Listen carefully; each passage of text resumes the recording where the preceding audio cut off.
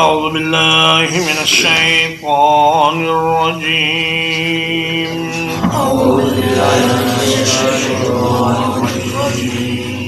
وإذا قيل لهم اتقوا ما بين أيديكم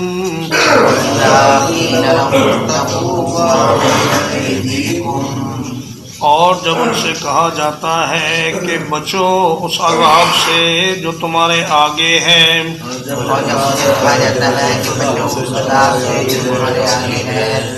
وما خلفکم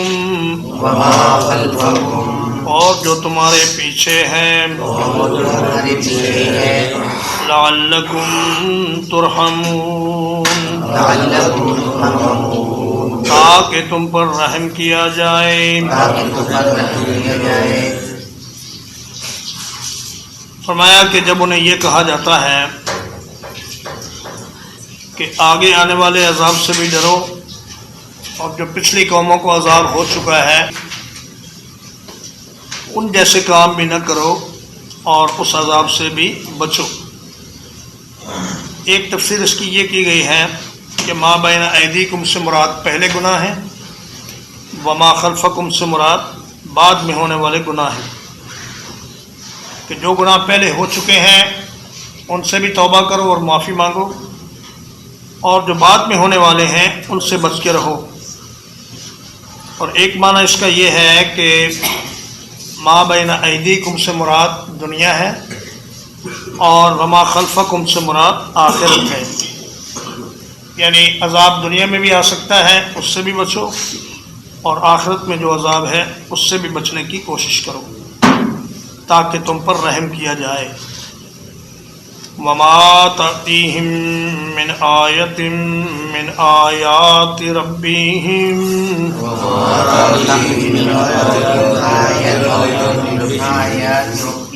اور ان کے پاس ان کے رب کی نشانیوں میں سے کوئی نشانی نہیں آتی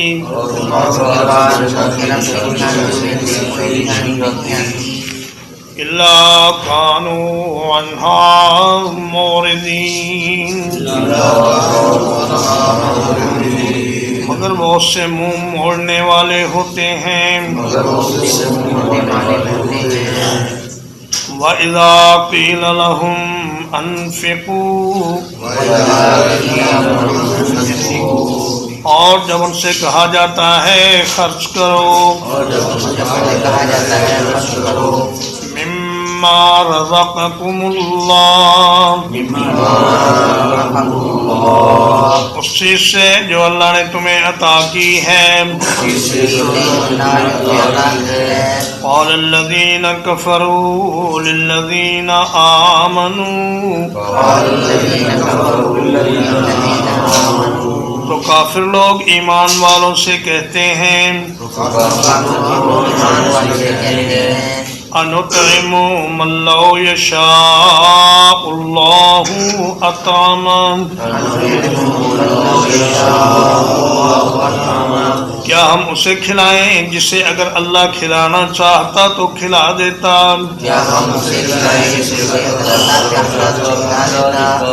إِنْ أَنْتُمْ إِلَّا فِي ضَلَالٍ مُبِينٍ تم نہیں ہو مگر ایک واضح گمراہی میں۔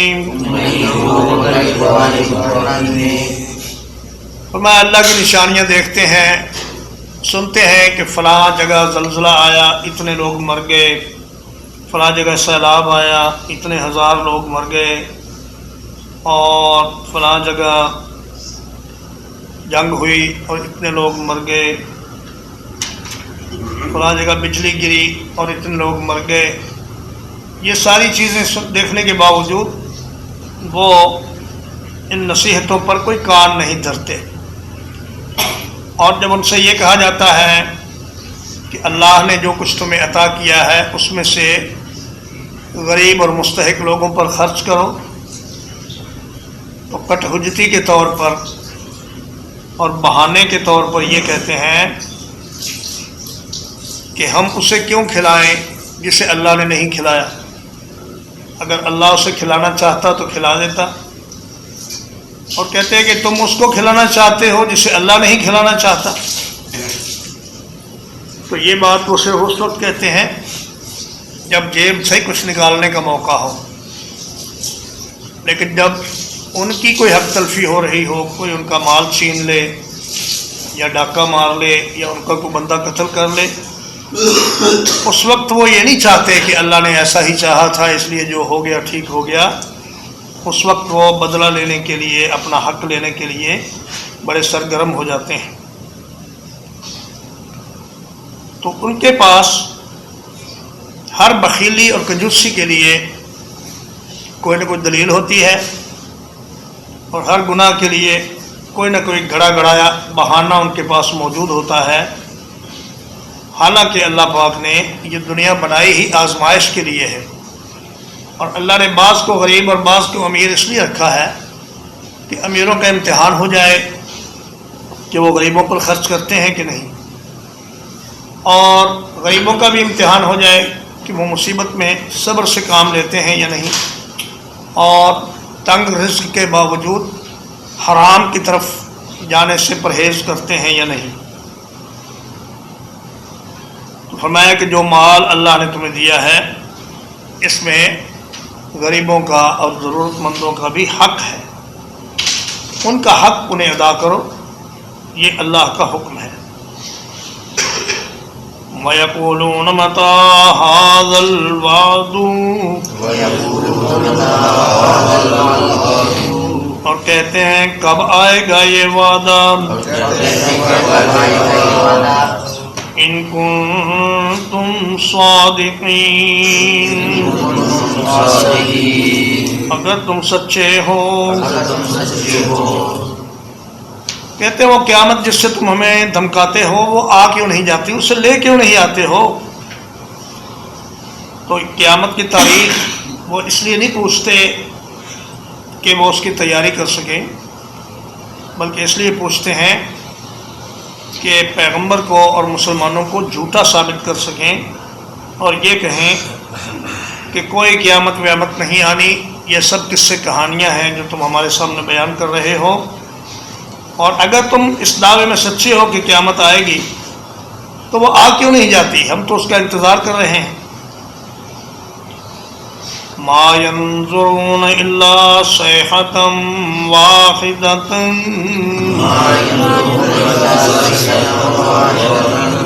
وہ نہیں انتظار کر رہے مگر ایک ہی چیخ کا.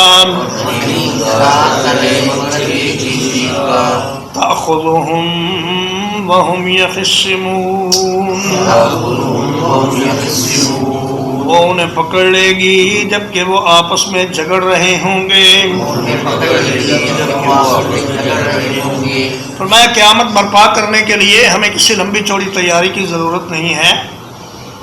ایک چیخ ہوگی فرشتے کی طرف سے تو اسی کے ساتھ ساری کائنات فنا ہو جائے گی. آسمان، زمین، جن، فرشتے، انسان، جانور اور تمام چیزیں اس پہلی چیخ کے ساتھ فنا ہو جائیں گی، اور جتنے لوگ دنیا میں موجود ہیں وہ سارے کے سارے مر جائیں گے. سیدنا ابو ہریرہ رضی اللہ تعالیٰ عنہ روایت کرتے ہیں کہ رسول اللہ صلی اللہ علیہ وسلم نے فرمایا کہ قیامت اس طرح اچانک قائم ہوگی کہ ایک آدمی اپنی اونٹنی کا دودھ دوہ کر پینے کی خواہش کرے گا اور دودھ کا برتن اپنے ہونٹوں تک لگانے سے پہلے قیامت قائم ہو جائے گی. اور دو آدمی بازار میں کپڑے کی خرید و فروخت کر رہے ہوں گے اور ابھی ان کا سودا طے نہیں ہوا ہوگا کہ قیامت قائم ہو جائے گی. اور فرمایا ایک آدمی اپنے حوض کی لپائی کر رہا ہوگا اور وہ لپائی کر کے اٹھے گا نہیں کہ قیامت قائم ہو جائے گی. اور اچانک ہی یہ معاملہ ہوگا اور ساری کی ساری مخلوق پہلے گھبرائے گی پھر مر جائے گی. شائق کا معنی بے ہوش ہونا بھی ہے، مرنا بھی ہے.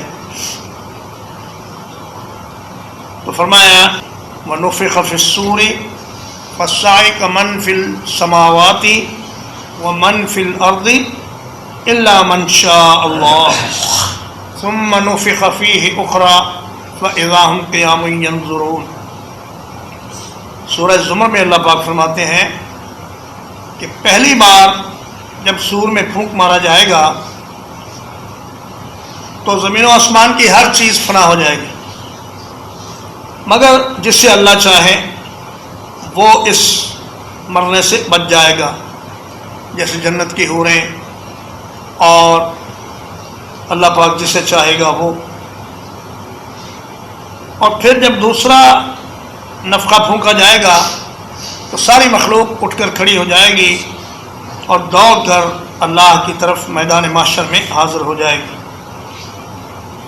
تو سیدنا ابو ہریرہ رضی اللہ تعالیٰ عنہ سے پوچھا گیا کہ دونوں نفخوں کے درمیان وقفہ کتنا ہوگا؟ فرمایا 40۔ انہوں نے کہا 40 دن؟ فرمایا میں یہ نہیں کہتا۔ پوچھنے والے نے پوچھا 40 مہینے؟ کہا میں یہ بھی نہیں کہتا۔ اس نے کہا 40 سال؟ کہا میں یہ بھی نہیں کہتا۔ یہ اللہ کو معلوم ہے کہ وہ 40 سال ہوں گے یا 40,000 سال ہوں گے یا کتنی مدت ہوگی، یہ بتا ہی نہیں گی۔ اور یخصمون اصل میں ہے یختصمون، باب افتعال سے، تو تا کو صاد سے بدل کر صاد میں ضم کر دیا گیا تو اس پر شد آ گئی، اور صاد کی موافقت کے لیے پھر خا کو بھی کسرہ دے دیا گیا اور یخصمون ہو گیا۔ اس کا معنی ہے وہ جگڑ رہے ہوں گے، آپس میں لین دین کر رہے ہوں گے، بحث و تمہیز کر رہے ہوں گے، بڑی گرما گرم بحثیں جاری ہوں گی کہ قیامت قائم ہو جائے گی۔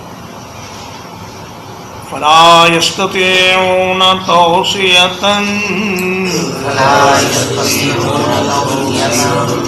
تو وہ کسی وصیت کی کوئی طاقت نہیں رکھیں گے،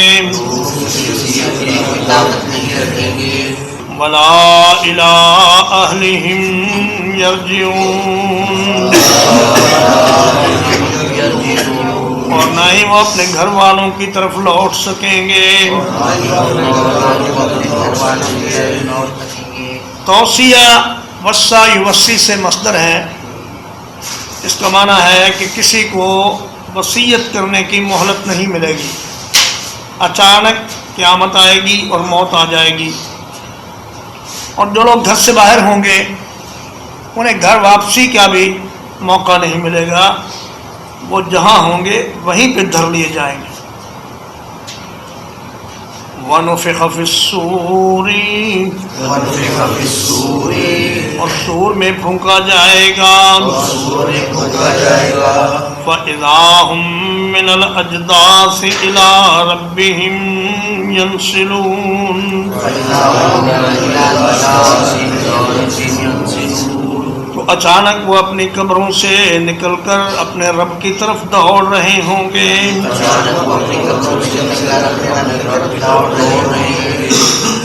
اجداث جدسن کی جمع ہے، اس کا معنی ہے قبر، اور نسلا نسلن و نسلانن اس کا معنی ہوتا ہے تیز تیز قدموں سے چلنا۔ ونفخ فی الصور سے مراد دوسرا نفخہ ہے، پہلے نفخے سے ساری مخلوق ہلاک ہو جائے گی اور دوسرے نفخے سے ساری مخلوق اٹھ کر کھڑی ہو جائے گی، اور مردے زمین سے نبی صلی اللہ علیہ وسلم نے فرمایا یوں نکلیں گے جیسے سبزی زمین سے اگتی ہے، اس طرح وہ سارے کے سارے اٹھ کر کھڑے ہو جائیں گے اور میدان محشر کی طرف دوڑنا شروع کر دیں گے۔ قالوا یا ویلنا من بعثنا من مرقدنا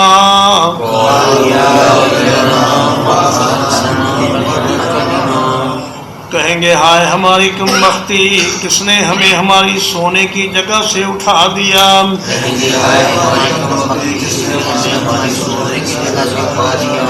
ھذا ما وعد الرحمن یہ وہ ہے جس کا وعدہ رحمان نے کیا تھا، وصدق المرسلون اور رسولوں نے سچ فرمایا تھا.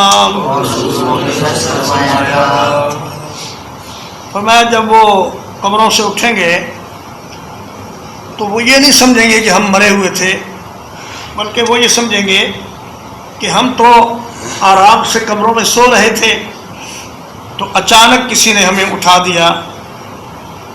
اور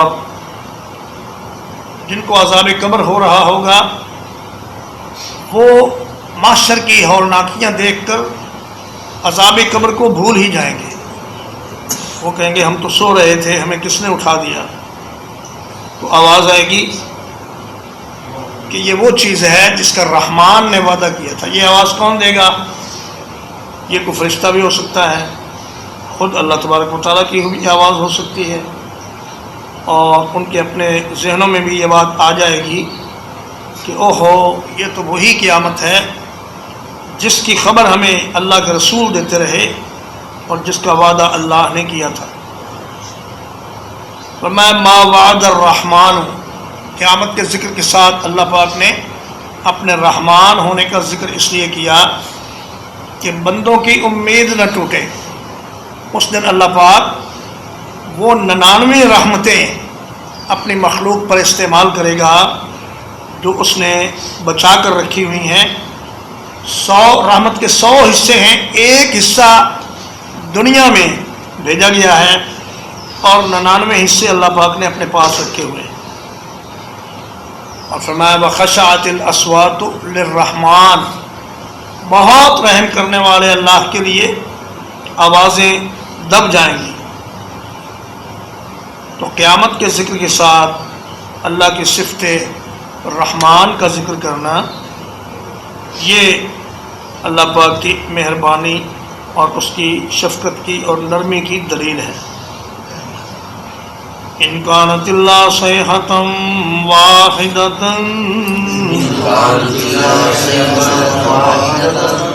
وہ نہیں ہوگی مگر ایک ہی چیخ. فَإِذَا هُمْ جَمِيعٌ لَدَيْنَا مُحْضَرُونَ، تو اچانک وہ سب ہمارے پاس حاضر کر دیے جائیں گے. فرمایا ایک چیخ، اس سے وہ سب ہلاک ہو جائیں گے، اور دوسری چیخ سے سارے کے سارے اٹھ کر کھڑے ہو جائیں گے اور اللہ پاک کی عدالت میں پیش ہو جائیں گے. تو جو صالحین ہوں گے، اللہ کے مقبول بندے، انہیں عدالت میں پیشی کے لیے زیادہ انتظار نہیں کرایا جائے گا. اللہ پاک ان کا سرسری سا حساب لے کر یا بغیر حساب کے ہی ان کو جنت میں بھیج دے گا، اور باقی مخلوق انتظار کی مشقت برداشت کرتی رہے گی. ممکن ہے نیک لوگوں کو تھوڑا سا انتظار کرنا پڑے اور اس کے بعد اللہ پاک ان کو جنت میں بھیج دے. ترجمہ ایک بار. وَإِذَا قِيلَ لَهُمُ اتَّقُوا، اور جب ان سے کہا جاتا ہے بچو، مَا بَيْنَ أَيْدِيكُمْ، اس چیز سے جو تمہارے سامنے ہے، وَمَا خَلْفَكُمْ، اور جو تمہارے پیچھے ہیں،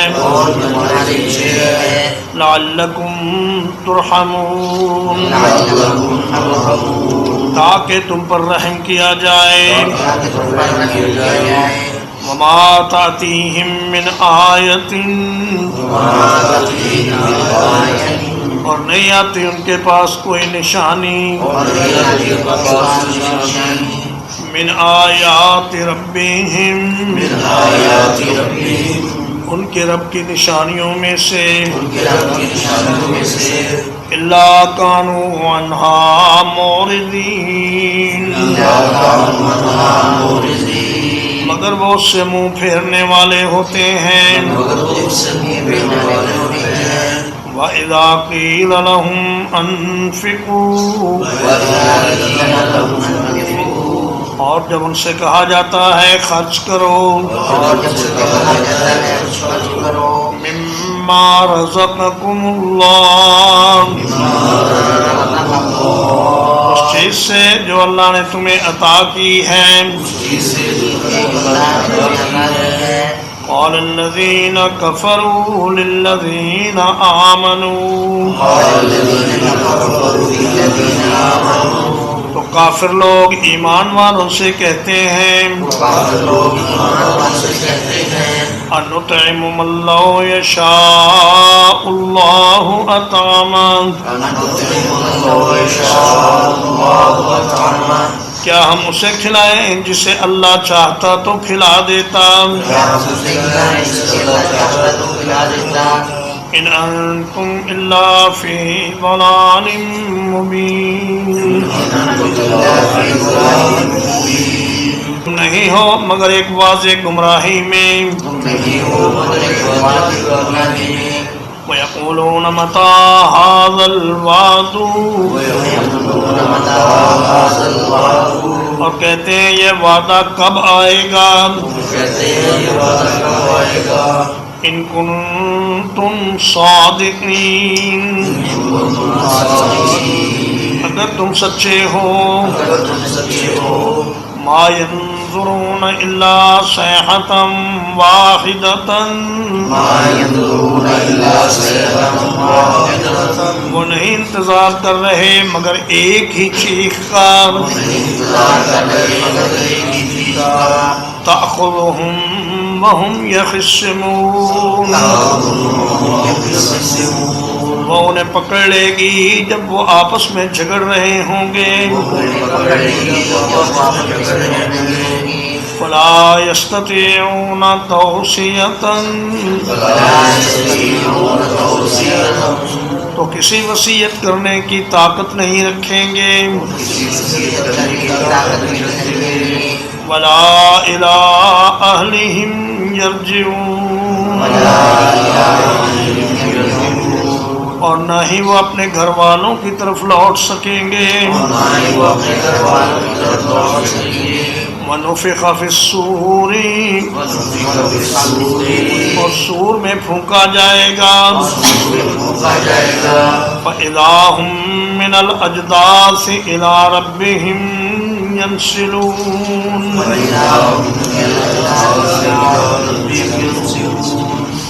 تو اچانک وہ اپنی قبروں سے اپنے رب کی طرف دوڑنے والے ہوں گے قالوا یا ویلنا کہیں گے ہائے ہماری کم بختی من باسنا من مرقدنا کس نے ہمیں اٹھا دیا ہماری سونے کی جگہ سے ھذا ما وعد الرحمن یہ وہ ہے جس کا رحمان نے وعدہ کیا تھا وصدق المرسلون اور رسولوں نے سچ فرمایا تھا ان كانت الا صيحة واحدة وہ نہیں ہوگی مگر ایک ہی چیخ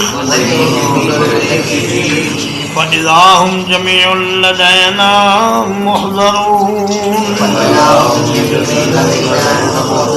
تو اچانک وہ سب ہمارے سامنے حاضر کر دیے جائیں گے وصلی اللہ علیہ نبینا محمد وآلہ وصحبہ اجمعین.